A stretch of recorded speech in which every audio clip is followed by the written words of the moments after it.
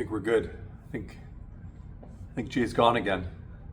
So obviously you know what that means. It's time for more Horse Heresy videos. Let's not kid around here. We got the release weekend just happened. Built myself a fort out of all the Saturnine boxes. What we got here? This can't be more Saturnine in here. No way. Oh God, there's more of them.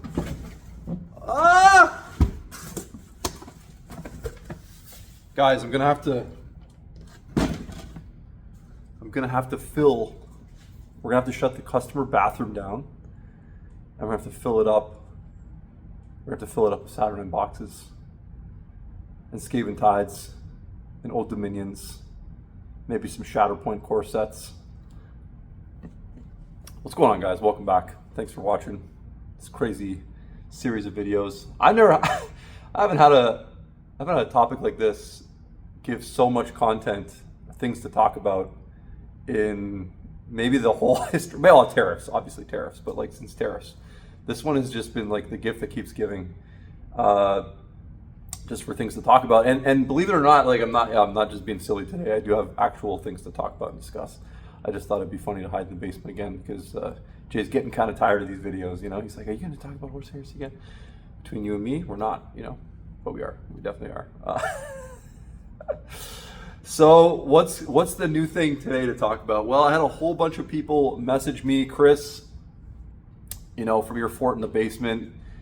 You know, I've been seeing people talk about the 35% off in the UK. Wayland Games, I think, is the big company out there, the discounter. And they had advertised a 35% off pre-order. This is before this bad boy even was on the shelf. It was already 35% off in the UK. And my oh my, that is a bad look for Games Workshop. Yeah, I mean, that's just something that like they don't want to see happen. I'm sure a lot of people are getting a lot of joy out of that, but just remember when you're laughing, GW has already sold all of their Saturnines. Like we get to be the heavy bag carriers, right? Like we're the ones that we're going to be building the Saturnine bathrooms and you know, filling our gaming spaces with nice, lovely box sets like this. And ultimately, we're the ones that end up eating these kind of failures, right? So that's just something to kind of keep in mind. Is it's the retailers, right, that are gonna take it on the chin like that when that stuff happens. And I learned, and I didn't know this before, all you lovely people in the UK, and this might be true of the entire Eurozone, which I understand the UK isn't technically part of anymore, is that there is no map pricing policy. So retailers can advertise any price they want to sell a product in the UK, which is fascinating. So yeah, we've always had map pricing over here on GW stuff specifically, and there's a lot of other map pricing like in the card world. There's map pricing with about that. I thought we were under attacking the fort there for a second. Yeah, there's map pricing on all the Asmodee stuff. Usually has like a map pricing policy stuff. Maybe it doesn't anymore. I'm trying to remember. Anyways, and the reason map pricing exists essentially is there's an understanding that that like retailers need to make a certain amount of money to stay viable, right? Like, I mean, people might be upset. They might be like, oh, it's you know, and I understand like there's a lot of people that watch this that obviously are consumers and are advocating for themselves in this marketplace. But you know, obviously as a hobby shop, we see behind the kind of curtain, and let me tell you, those the margins aren't always. It's not it's not like we're selling food here, right? Like we're not selling huge volumes of things, so the margins need to be pretty healthy in a small volume business like hobby stuff, in order to keep the lights on, in order to keep paying rent, paying salaries, in order to kind of like just make these things viable. So that's where map pricing, it's sort of to stop retailers from this sort of like race to the bottom, which a lot of people, when left to their own accord, will unfortunately do, which kind of leads to a lot of like volatility, like a lot of shops closing, opening, closing, opening, closing. Maybe some people like it that way. Maybe that's what people think a market should be. But as someone who has a business and small children at home and bills, I have to say that I would like it to be a little less volatile if it's possible. As I build a Ford out of Saturnine box sets here for myself. All right, so that's what map pricing is. They don't have it in the UK. And I'd like to talk a little bit about the release actually, and like sort of not to retailer shame people. I as you know, you guys watch this channel, I usually try to take the side of the retailer and kind of give our viewpoint and kind of try to explain what we're thinking from this side of the business. But in this situation, it is a little difficult sometimes to defend retailer actions because there is a little bit of negligence going on our side of the business here, right? So, a lot of people are going to blame GW for like, well, man, but Saturnine sucks or whatever. It's a crap product. Blah, blah, blah, whatever. And, you can watch my other heresy videos talking about why part of that is true and part of that is not true, right? Like I think, in the previous video I talked about how I actually like the Saturnine box, but I also agree that it's not the box that it was before. It's not as accessible. It's not got the more generically cool things in it that the previous Age of Darkness box had. It's a bit more niche, and that has upsides and downsides, right? And I guess they're mostly downsides if you're hoping to sell a truckload of these. With that being said, there's a couple other things that are kind of important to note about a box like this, and one of those things is the fact that it's not a limited release, right? So this is not a Blood Angels army set. This is not the Leviathan 40K box set. This is not Skaven Tide. Say that with a straight face. This is not Skaven Tide. It shares some properties with Skaven Tide. Hopefully, I really hope we don't see a pile of these at Deducticon next year. That would make me super sad. And so with that being said, the fact that it's meant to be around for 3 years as sort of like their kind of box set for the game, because it's got a big core rule book in it. It's got like a lot of like, it still has like a lot of generic kits in it. Like you still get 40 Marines that you can kind of make whatever you want. They're kind of like, little creative Space Marine dudes. You can build into all sorts of things. It's meant to be like a product that sticks around. It really wasn't designed as a sellout product. And I think part of the mindset is like a lot of retailers are getting into this like sellout mindset of like, well, every 40K thing I bring in mostly sells out. It's like, okay, that is kind of true right now for the most part. Not always, but for the most part. But this isn't a 40K product, right? This isn't a 40K product. It has things that look like 40K, but the Horus Heresy is its own beast, right? It's its own thing. And I'm trying to understand how other retailers were thinking that this was going to be like a bonanza, right? Like thinking they were going to just sell a ton of these to I guess random people. Because I knew right away that, all jokes aside, a lot of these are actually accounted for. Like this is my box set, for example. I'm not killing the joke a little bit here. I have another one that the customer's picking up later on, and we actually wanted to have a couple for the shelf. I knew early on that there wasn't going to be a lot of just like hype people buying this. Because it's Horus Heresy. It's niche. Like we didn't really have that last time, and I think that there's like this institutional memory that's getting all jarred up because there's so much stuff coming out all the time now, every week, and like the amount of big box sets that come out throughout the year, it's crazy.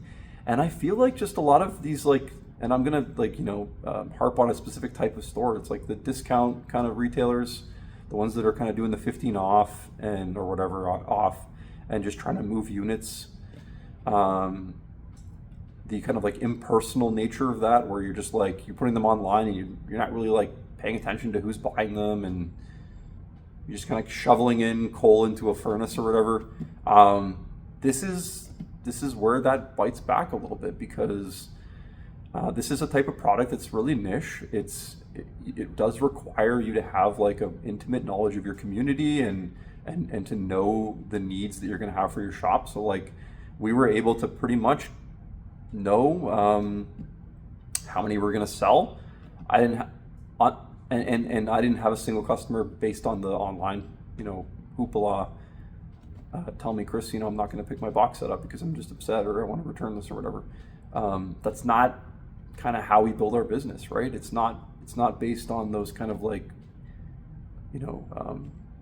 swings and stuff like that. It's more long term, right? It's more of the hard work of like building a community and sort of like supporting the games and helping people out. And the people that wanted Saturnine, it's not that they even wanted Saturnine, it's that they were buying their next like few years of Horse Heresy. They're investing into the fact that they want to keep playing this game, and they want to keep playing it here, and they know that like that's part of it, right? Like for them, and they're excited. Like it's not that they don't want the models. It's just that it's almost like it could have been anything in the box. Yeah. And the thing I worry about with these like big kind of online retailers that are ordering like 100, 200 boxes for something like this is because they're relying on sort of like the anonymous consumer to be excited about like the kind of like whatever zeitgeist, internet fame, what's hot right now, GW Warhammer community push, because they're relying on that and their cost and their price, competitive price, to kind of push product every week to like anonymous people. This is what happens, right? This is what happens. It swings back that other way, right? Like, so a product like this where the internet decides, for the right or wrong reasons, that it's not good, probably led to a company like Wayland Games having a ton of people say, I'm going to cancel my pre-order. They don't maybe feel a connection to that store, in the same way that like maybe some of my customers feel to this store. So for them, it's just like canceling an order from Amazon. It's not really like, they don't really think twice about it, right? Whereas now the retailer is holding all this like, kind of like product, right? Because they thought it was going to be an easy sell, which I still can't really get my head around personally. But I think ultimately the fact that this kind of like the launch box thing is interesting. Like the other thing too is like, I'm kind of at the point where I'm like, how are we at the point where stores are still ordering piles of these launch boxes when out of the last maybe 5 or 6, only like 2 have done particularly well? Like, most people over-ordered Hivestorm, most people over-ordered Scaventide, most people over-ordered Dominion.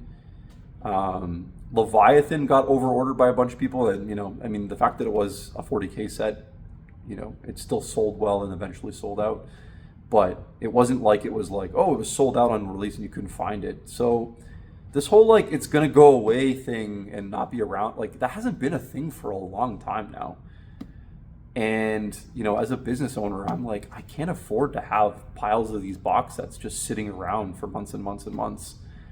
And so we're very thoughtful and conservative about how many we order. Like even Scaventide, I had 1 left after the pre-release, and I told my rep on the phone. I was like, he's like, oh, you don't want to think about Christmas for this box? I'm like, based on the history of these box sets, I want to sell out on release weekend.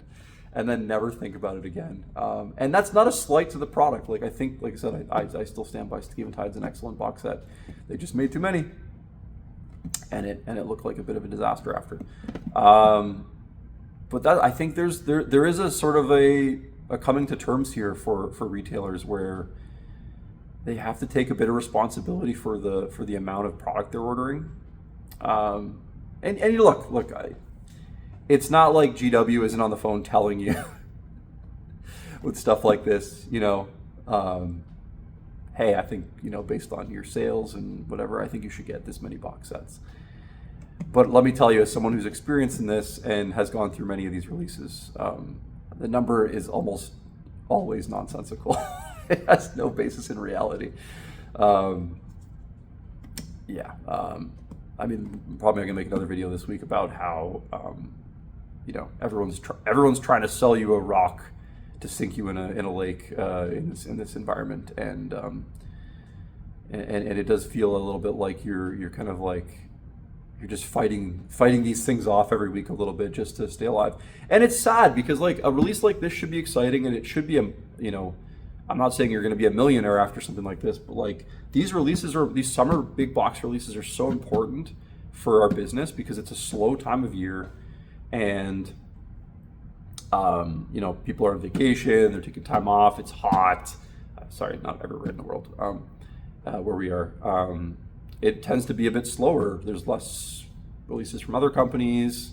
People are just busy. Like, anyone who has kids could attest to that too. It's just a bit of a slower time. So like these big releases are supposed to be money makers to kind of fill in the gaps in those periods of time. And the fact of the matter is if you misorder on something like this and you have like 5, 10, 20 copies left over, you've just killed all your profit. And it just leaves this bad taste in your mouth, right? It just leaves this really bad taste in your mouth. You're like, I made zero money or negative money on that really big, expensive box set. That doesn't feel good, right? So we've definitely got a lot better at it over the years about really being like, there's occasionally times when something sells incredibly well and you're like, damn, I wish we had 20 more. But I can't run a business like that. I can't. I have to think about the downside risk, and I have to think about, being able to pay myself and my employee, and Jay also, I guess, needs to make money. And paying rent and all that fun stuff. I have to think about that first, right? So I can't just YOLO extra boxes and hope that it sells out. I have to be a bit more responsible about that, right? So that's just our 2 cents. On the release weekend, and yeah, it was disappointing. I don't like seeing a product devalued so heavily, on the launch weekend. It kind of bummed me out. And actually, GW did actually make this a little worse, which I don't know how to feel about this yet. But they're like, I know we've given you one whole day to sell Saturnine in your store, but I think we're going to release the components separately now on, we've given you a whole day to recoup all that money that you just spent. I think we're going to break it up.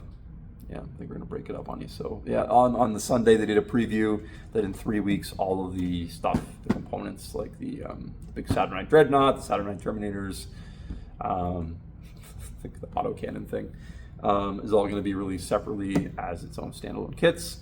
So yeah, I mean, there's 2 ways to think about that. One is that it just kind of sucks that we don't have a bit more time for the things in the box to be just special, and for the stores to kind of just sell these as be like, look, it's a big bundle deal. You want the Saturnine Dreadnought, pick up the box. It's cool, whatever. But on the other side is it does usually give like a really strong sense of value when they release the kits individually. That the box set, like it gives you a clear picture of like how much you're saving once you actually see the price of the kits, right? So, and of course we're working in made up Games Workshop Monopoly dollars here, where they can set the prices to whatever they want, but that's still real money if you're going to buy them. So like you can get a sense of like, oh, okay, like once they release everything separately, this box set actually that costs $375 CAD would be like $850 if I bought everything separately. Okay, that actually makes me want to buy the box set now more, because maybe I only wanted half the things in there, and the other stuff is just a bonus. So that can be helpful sometimes. But yeah, I just as a set, like I do feel some sympathy for shops that are going to be sitting on a lot of these, because the internet is very hostile to it right now still, and that's not going away anytime soon. I'm hoping once people actually give the edition a chance that they're actually going to like it, but that doesn't even necessarily mean that these box sets will sell. So we'll see. Maybe I'll do an update in a little while when I can sneak down to the basement again to build a fort for you guys. I forgot to take a sip here. It's good that I still got my Tim's coffee in the fort. That's actually pretty handy. So what do you guys think? Did you pick up a Saturnine? Is your store building their own fort or bathroom supply closet with their leftover Saturnines? What do you think with all the stuff that's happening, the 35 off? Do you live in the UK? Did you get a spanking deal? That's pretty cool too if you did. So let me know in the comments. We always appreciate it. And I'll see you guys next time. Thanks for watching, guys. Bye.